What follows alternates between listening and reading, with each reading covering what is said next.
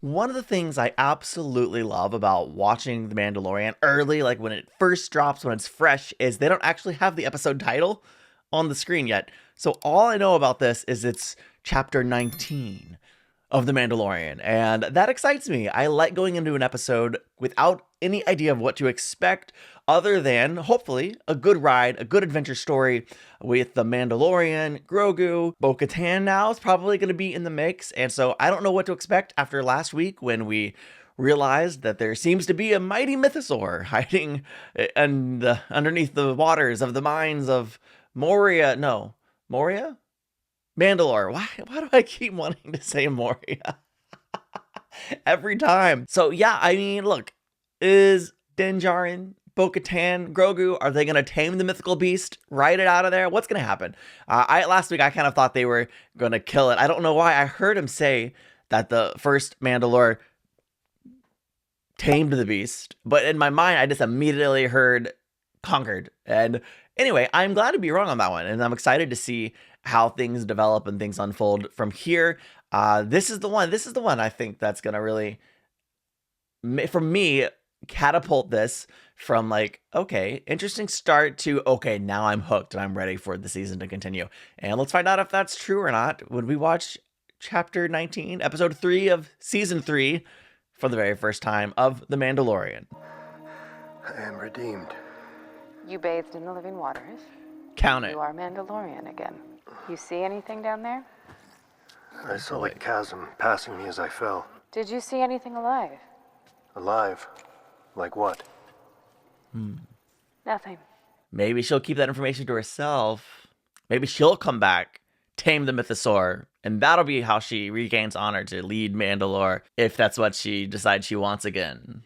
I would invite you in for a feast, but I'm guessing that helmet isn't coming off again. Correct. This is the way. This is the way. Oh, whoa, hang on. We took a hit. Who's out there now? TIE interceptors. Whoa.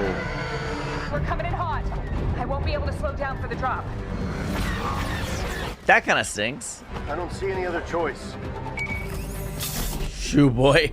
Can we make another choice? Sheesh, man. Does he have a parachute?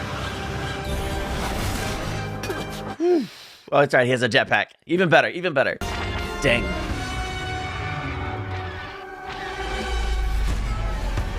Get ready. That was smooth.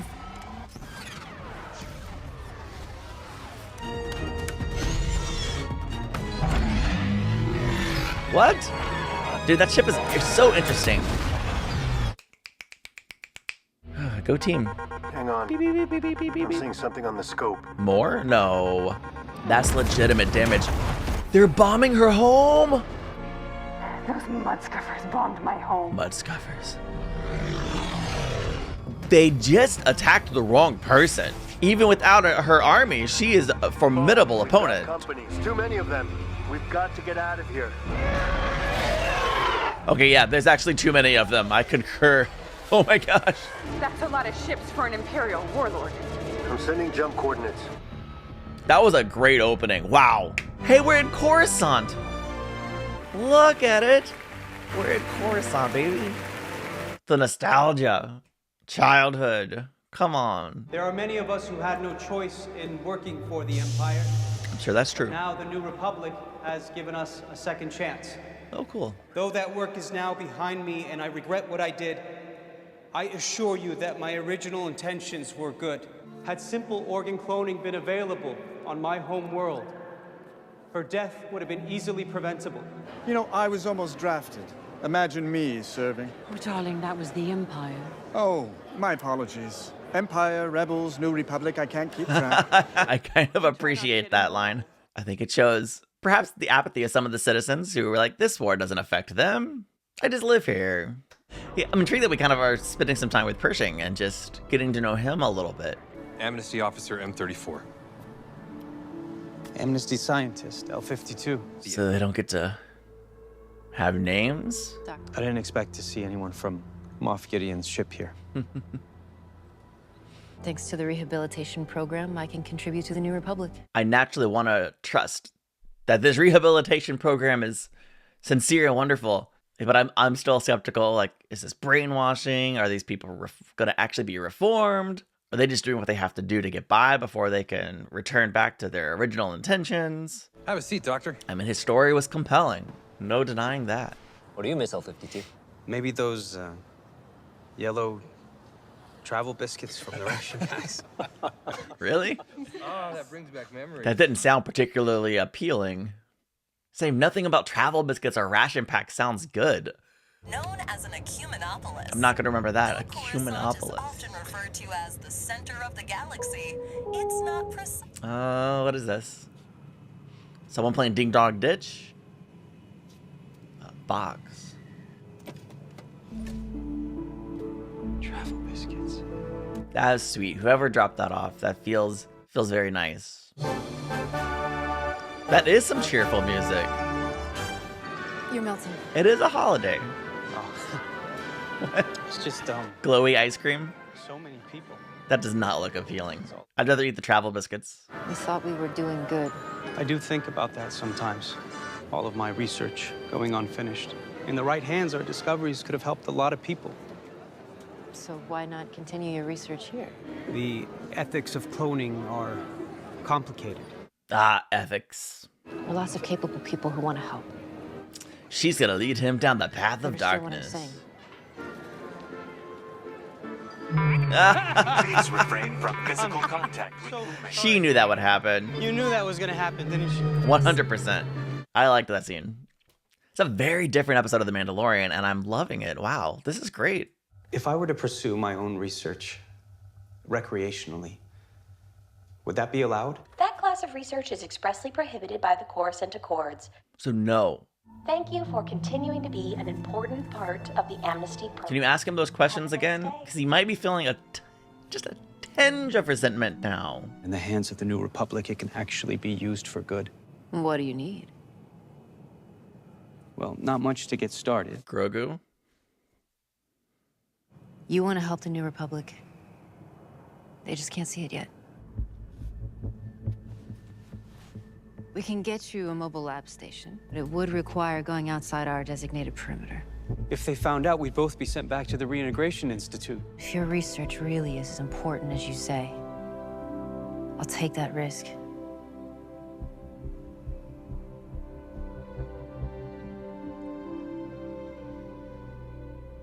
Have you experienced any feelings of anger or resentment towards the New Republic government or its representatives?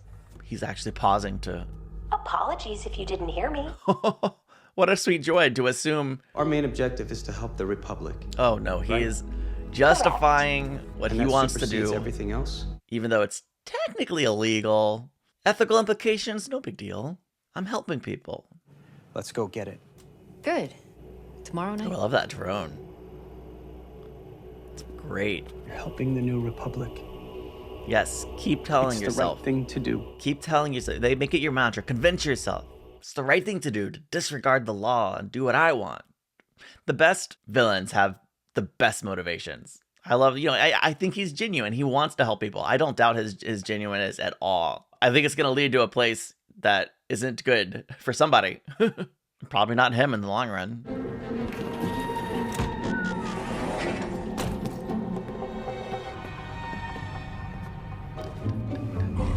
Oh, man, this music is so good. It's so perfect for this scene. The subtle and the sprightly staccato notes. Oh. Songs days, am I right? I've never thought about what the days of the week are in the Star Wars universe. We know there's Tongs Day. Does anyone know the other days of the week? We slip in, grab what you need, and we're back at Amnesty Housing before you know it. Have you done this before? I think she has. Where do you think I got the biscuits? Oh, good. Tickets, please. Follow me. You can do it. This is unusual. That's my favorite. Look at that old Tongs man days. alien. Am Wow. I right? You repeated it. Look how relatable he is. Oh, that's cool. We're gonna jump. She said with a smile.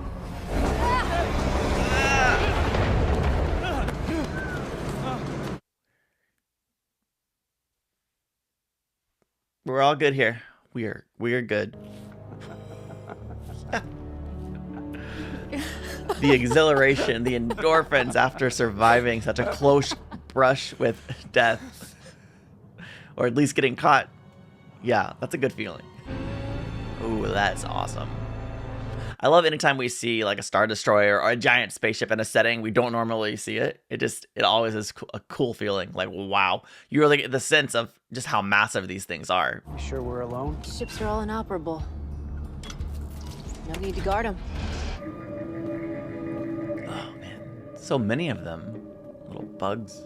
Sorry I never introduced myself. What would you have called yourself if you had? Elia Kane, communications officer. Only take what I need. So I'll go into the scrap heap. Still, efficiency. What did you want to be when you grew up? I didn't really have a chance to think about it. Just the ship settling. Are you Keep sure? packing. I'll keep watch just in case. No, it's not just the ship settling. She's setting him up. Am I that distrusting? What if I'm way off? I want to like her. She was just being open and about to be, you know, some honesty with each other. Wow. And Mr. Scientist, L-52, raise your hands. You are under arrest. Really? What? I'm confused. She set him up? I think there's been a mistake. I wasn't here trying to help you. This is a mind flayer. It's a similar device, but we found at low voltages it can be used to help soothe select traumatic memories. Oh, I don't know. I don't like this. You're gonna wipe my mind. Absolutely not. This isn't the Empire, son. She brought me there. It was a trap. Yeah, for what purposes? Please, I just wanted to help. Shall we? Does appear soothing. Do you mind if I stay? He relapsed, but he's a friend. I mean, he definitely relapsed at your prodding. What are you doing? It is a mind flare.